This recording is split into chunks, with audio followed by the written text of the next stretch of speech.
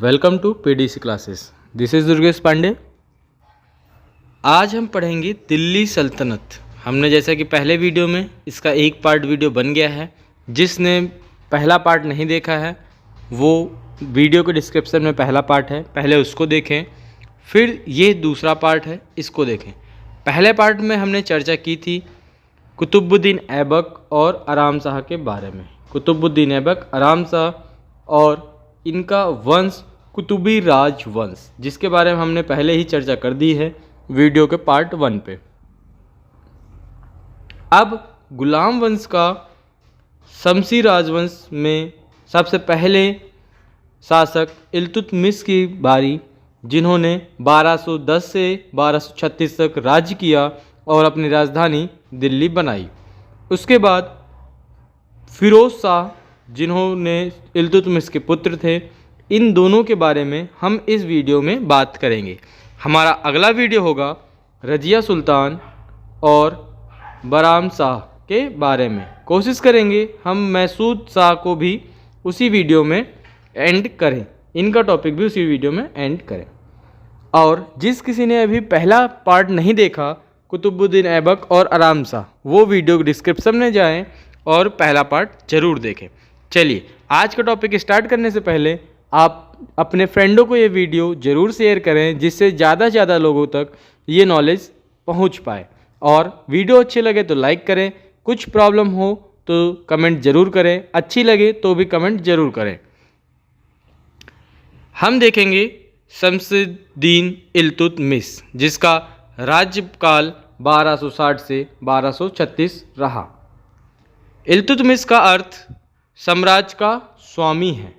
साम्राज्य का स्वामी है। इल्तुतमिश या अल्मस इब्री तुर्क था।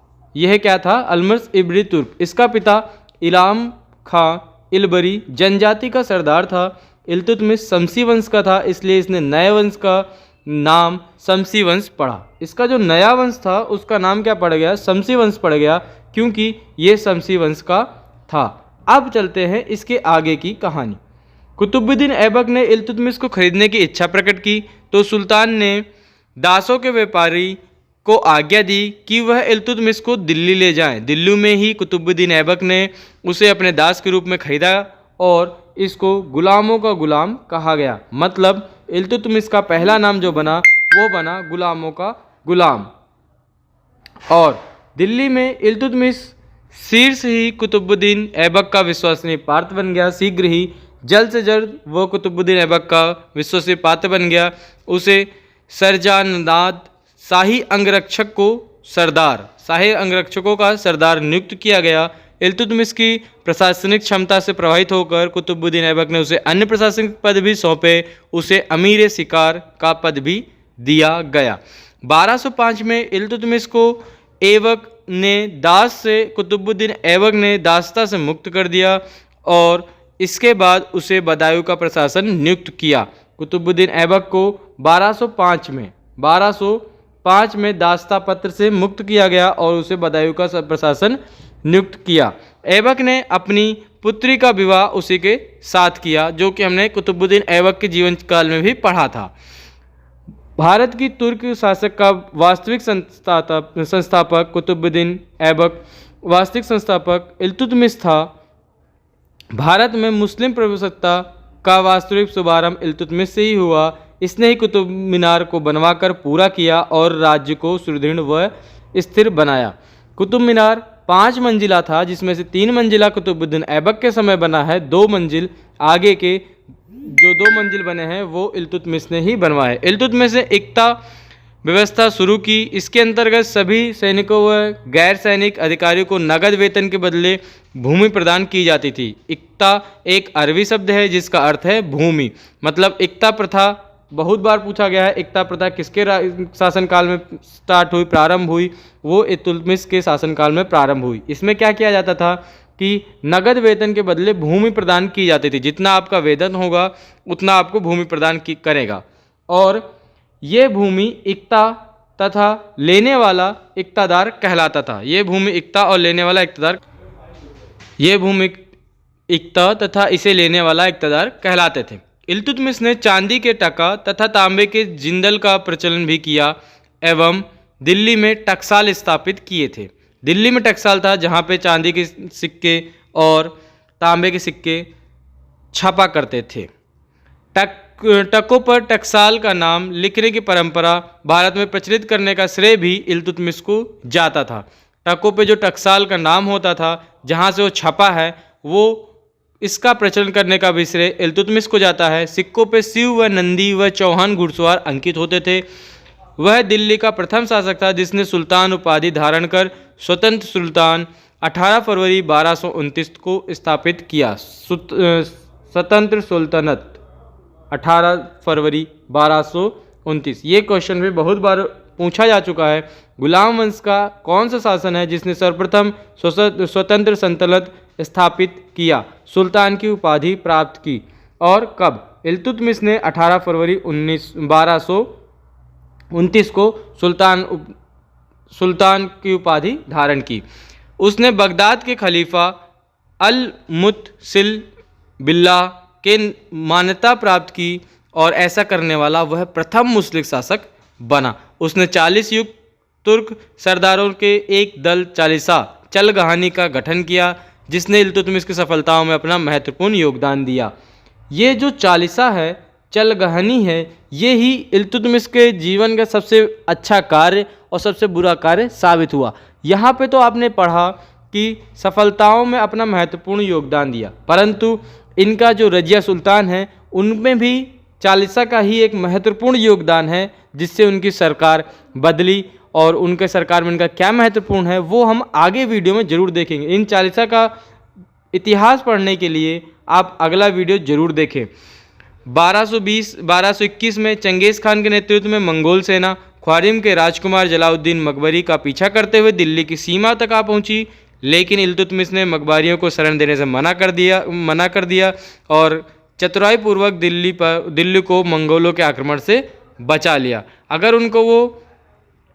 अगर उनको वो शरण देते, मंगबारी जो दिल्ली से भाग कर आया, अगर उनको शरण दे, दिल्ली की सीमा तक आ गया, अगर इनको शरण दे देते तो ये मंगोल इस पे भी आक्रमण करते। उनको शरण ना दिया, इसलिए मंगोलों के आक्रमण से दिल्ली को बचा लिया। इल्तुतमिश को भारत में गुंबद निर्माण का पिता कहा जाता है। उसने सुल्तानगढ़ी मकबरा अपने एक पुत्र नसरुद्दीन मोहम्मद की कब्र में बनवाया। ये भारत का प्रथम मकबरा था। कौन सा? सुल्तानगढ़ी मकबरा। इसको स्थापित करने का श्रेय इल्तुतमिश को जाता है। मोहम्मद गौरी के नाम पे मदरसा-ए-मुल्जिम दिल्ली में बनवाया था। मदरसा-ए-मुल्जी दिल्ली में किसके नाम पे बना था? मोहम्मद गौरी के नाम पे। उज्जैन का महाकाल मंदिर को ध्वस्त किया।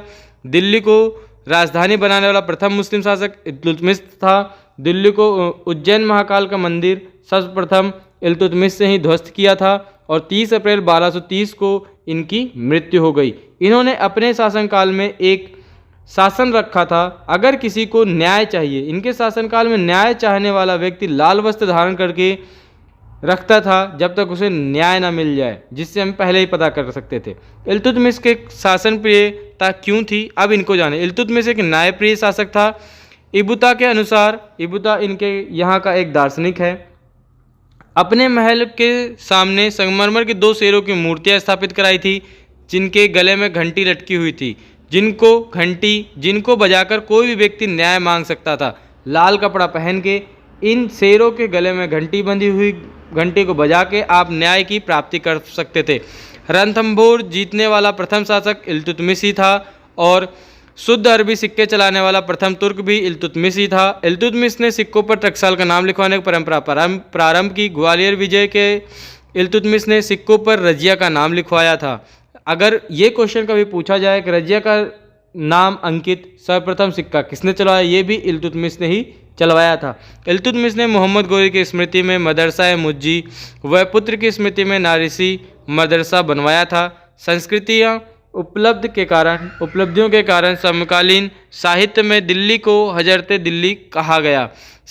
उपलब्धियों के कारण समकालीन साहित्य में दिल्ली को हजरत दिल्ली कहा गया। ये तो थे हमारे इल्तुतमिश, जिनकी मृत्यु कब हुई हमने पढ़ा। इनकी मृत्यु का 30 अप्रैल 1236 में इनकी मृत्यु हुई। मृत्यु के बाद इनकी एक दिली ख्वाहिश थी जो कि हम इसमें पढ़ते हैं। रज़्नुद्दीन फिरोज शाह इल्तुतमिश ने अपने मृत्यु के पूर्व अपना राज अपनी पुत्री रजिया को सौंपने की इच्छा व्यक्त की थी। इनका कारण ये था कि उनके योग्य और बड़े बेटे लखनौती के शासक नसरुद्दीन मोहम्मद की मृत्यु हो चुकी थी तथा छोटा बेटा रज़्नुद्दीन फिरोज शाह एक दुर्बल और असक्षम व्यक्ति था। दुर्भाग्यवश इल्तुतमिश की इच्छा पूरी ना हो सकी। तुर्क अमीर एक स्त्री को अपना राज्य करते हुए देखना अपना अपमान समझते थे। अनेक तुर्क अमीरों फिरोज शाह की माता शाहरुख कौर और अपने अकदारों के षड्यंत्र कर रुकनुद्दीन फिरोज शाह को 1236 में सुल्तान घोषित कर दिया गया। फिरोज शाह सुल्तान तो बन गया परंतु वह राज्य पर नियंत्रण नहीं रख सका। सुल्तान फिरोज शाह जो सुल्तान बना था वह कुछ ही महीनों के लिए ही बना था और आगे फिर रजिया सुल्तान ही बनी थी। इसके फिरोज शाह में क्या क्या हुआ ये आप पढ़ें। फिरोज शाह सुल्तान तो बन गया परंतु वह राज्य पर नियंत्रण न रख सका। वास्तविकता सत्ता शाहरुख के हाथों में चली गई। वह एक क्रूर महिला थी जो कि इसकी माता थी। वह क्या थी? क्रूर महिला थी। इल्तुतमिश के छोटे बेटे कुतुबुद्दीन को अंधा करवाकर उसकी हत्या कर दी। किसने? इनकी ही माता ने। शासन पर नियंत्रण ढीला पड़ गया। जनता पर भी अत्याचार होने लगा। फलतः पूरे शासन में असंतोष विद्रोह छा गया। फिरोज शाह को अपने भोग विलास से छुट्टी नहीं थी। दिल्ली में सुल्तान भी अनुपस्थिति का लाभ उठाकर रजिया मुल्तान लाल वस्त्र पहनकर न्याय मांगने नवाज के अवसर पर जनता के सम्मुख उपस्थित हुई। उसने शाहरुख खान के अत्याचारों एवं राज्य में फैली अव्यवस्था का वर्णन तथा आश्वासन दिया कि शासक बनकर वह शांति व सुव्यवस्था स्थापित करूंगी। रजिया के तर्क अमीर और अन्य व्यक्तियों को प्रभावित हुए और जनता ने राजमहल पर आक्रमण कर दिया। शाहतुकान को गिरफ्तार कर लिया गया और रजिया को सुल्तान घोषित कर दिया गया। फिरोज शाह जब विरोधियों से भयभीत होकर दिल्ली वापस पहुंचा तो उसे भी कैद करके उसकी हत्या कर दी गई और नवंबर 1236 में रजिया सुल्तान के पद पर आसीन हुई और सुल्तान बन गई। ये थी इल्तुतमिश और उनके पुत्र फिरोज शाह रुकनुद्दीन फिरोज शाह जो कि 1236 में कुछ महीनों के लिए ही सुल्तान बने। अब आगे चलेंगे, हम अगले वीडियो में देखेंगे रजिया सुल्तान की कहानी और रजिया सुल्तान किस प्रकार से बनी। आप सभी वीडियो को मिला के एक नोट्स ज़रूर बनाएं।